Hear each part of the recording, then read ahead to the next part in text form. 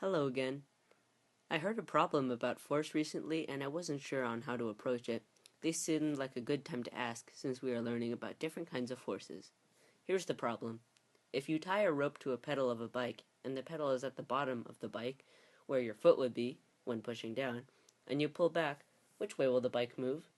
The first conclusion I came to was towards me. When I pull the rope attached to the bike will come towards me. But then I thought, when the bike pedal moves back, the bike moves forward.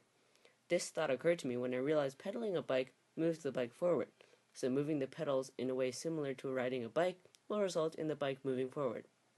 With both of these directions acting at the same time, my final thought is that these forces will cancel out and the bike will not move. I asked some other people the question, and they said the bike can't move forward because of friction and gravity. Others said that the problem doesn't have an answer, and that I was being April fooled or something. But I think there are some serious scientific principles working here. I really had no clue, so I created a theoretical solution. Using Newton's second law of motion, the acceleration of the bike is equal to the force applied to the bike divided by its mass.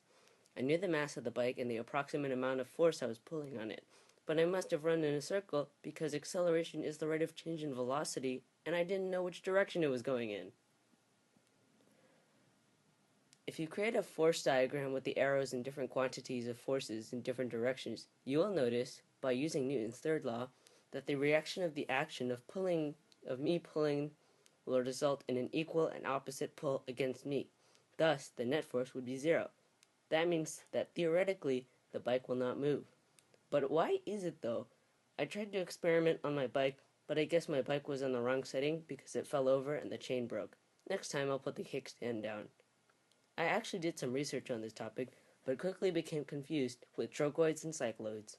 I hope this won't be on my quiz, because I have no idea how to solve the problem. Can you help me comprehend this conundrum? Thanks for teaching. Nathan Wu, period 5. Nathan, if the rope is attached with a pedal of a traditional bike that has a regular chain and gear system, the pulling of the rope will put the bike into a neutral mode. In other words, if the bike is moving, it will keep moving, and if it's at rest, it will stay at rest.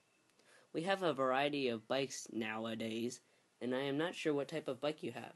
It looks like the chain broke because the rope pulled it beyond its capacity.